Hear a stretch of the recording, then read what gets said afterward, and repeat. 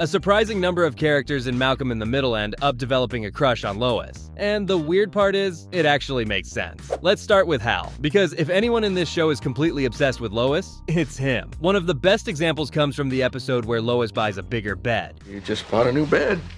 Just like that. Hal, we had that smelly, saggy old one for 20 years. It was time for a new one. But Hal immediately assumes the extra space means Lois is trying to get away from him. And then I end up eating alone on a Formica table under a swinging light bulb while you are on a beach in Ibiza being rubbed with cocoa butter by your new lover. In his mind, this tiny change somehow turns into the beginning of their entire marriage falling apart. Oh, what a blind fool I've been. To think when you said you didn't buy this bed to get away from me, I believed you. Oh, Hal, calm down. And moments like this actually happen a lot in their relationship. At one point, Lois even confronts Hal about something a neighbor told her. Karen told me that you French kissed her on New Year's Eve. What? Hal immediately insists that it never happened. I can't believe it.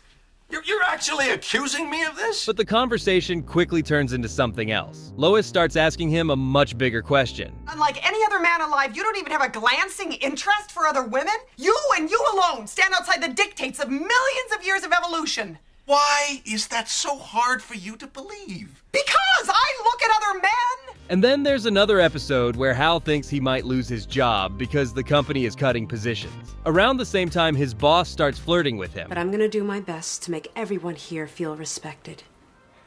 Thank you, Mel. Especially the ones with great-looking hands. Which makes him incredibly uncomfortable. When he tells Lois about it, It's just if she flirts with you again, just don't burst her bubble. Lois! Oh, all right. You can make me flirt with this beautiful woman, but you can't make me like it. Hal is horrified by the idea, but he still tries a painfully awkward attempt at work.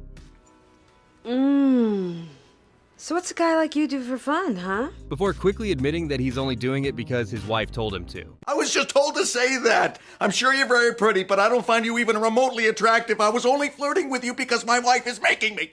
His boss then decides to push things a little further and leaves lipstick on his collar to provoke Lois. And for the first time, Lois actually seems a little unsure. You put the lipstick on yourself, right? Okay. Hal, you did. Just say you did. By the way, if you enjoy these Malcolm in the Middle breakdowns, consider subscribing. There are a lot more moments from the show that are worth looking at. When it comes to pure attraction, one of the funniest examples happens in the episode where Lois suddenly starts wearing makeup at work. It's not even something she wants to do. Her boss basically tells her she should try to look a little more presentable. Slovenly? You think I'm slovenly? So she reluctantly gives it a shot, and almost immediately the reaction around her changes. You're the most beautiful woman that ever was, or ever could be. Suddenly, the guys at Lucky Aid start acting very different around her. I was at the coffee place and just thought I'd pick you up a latte. Thanks. They're friendlier, more helpful, and way more eager to do favors. At one point, a coworker who had just refused to cover a shift for someone else suddenly changes his mind the moment Lois asks him herself. Gee, Tom, I really don't know what to do. Isn't there any way at all you could be just a little late for your game? Well, I guess so. For a brief moment, Lois actually starts using this to her advantage. She realizes that a little bit of attention can make her job a lot easier. But the situation takes a weird turn when she's waiting outside the store after work. Can I help you? I don't know, maybe. What'll it cost me? What? Which immediately reminds Lois why she never liked wearing makeup in the first place. She decides that if this is the kind of attention it brings, she'd rather just go back to being herself. And the funniest part happens when she gets home that night. Lois walks in complaining about how humiliating the whole experience was. But Hal has a very different reaction. Hal? And whatever happened in that bedroom afterward clearly left quite an impression.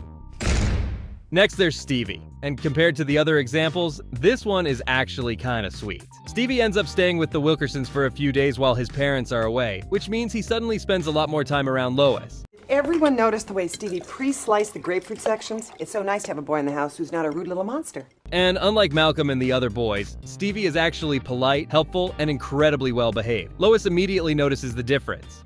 Stevie, you are such an angel. You are welcome to stay with us anytime your parents go away. Naturally, Stevie starts enjoying the attention a little more than he probably should. At one point, he even helps Lois with the groceries and looks genuinely proud every time she compliments him. 49 cents less with lotion. Eventually, Lois realizes he skipped a school dance and assumes it's because he's worried about being in a wheelchair. So she gives him a little speech about how any girl would be lucky to date someone like him. I think you are a fine young man with beautiful qualities that any girl would enjoy if you just put yourself out there. What Lois doesn't realize is that Stevie isn't thinking about girls at school at all. He's clearly a little bit enchanted with Lois herself. My mom said you asked for this. How's my gal? It's a harmless, innocent crush, and the show never really makes a big deal out of it. But it's another small example of the strange effect Lois seems to have on people around her.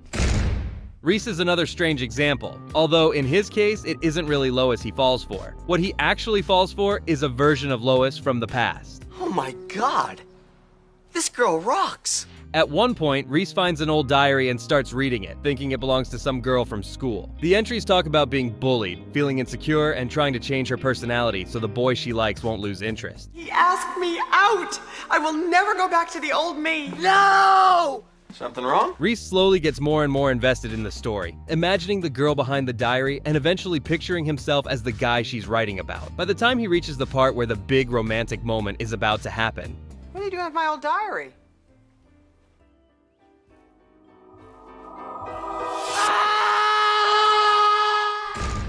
Another unexpected example comes from Reese's friend from the army. When she comes to visit, she ends up spending a few days at the Wilkerson house. At first, it just seems like she's there to hang out with Reese, but it quickly becomes clear that she's actually far more interested in Lois. Are you kidding?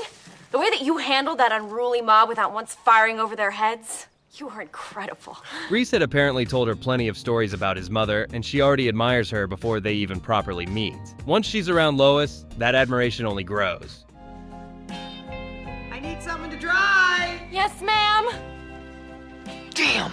She follows her around, asks her questions, and seems genuinely fascinated by everything Lois does, even something as boring as her job at Lucky Aid. You might want to try massaging that muscle. You think so? Well, I'd be happy to do it for you. At first, Lois doesn't think much of it, but the longer the massage goes on, the more obvious it becomes that something about the situation is a little different than what Lois expected. Yes. Don't stop. That's it. And that's the moment Lois realizes that Reese's friend might not just admire her personality, she might actually have a crush on her. Oh no, it's not that I'm not flattered, but I'm the mother of like 5 children. I've been married for 100 years. And then there's Spangler, the commander at Francis's military school. When Lois visits the academy after Francis gets injured, she immediately clashes with him. Where's your eye? Pardon? Do your ears work? Do you have some business with my son? He needs to rest. Spangler tries to act like the typical strict military authority, but Lois has absolutely no patience for it. He does not need you marching in here, puffing up your little chest and making his life more miserable than it already is. Why don't you just go play army man somewhere else? She calls him out, challenges him, and basically puts him in his place within minutes. God, she is magnificent. And strangely enough, that seems to be exactly what Spangler likes about her. The more Lois pushes back, the more impressed he becomes. At one point, he even tries asking her out. If you're interested, I have some passes. No thanks. Another time then.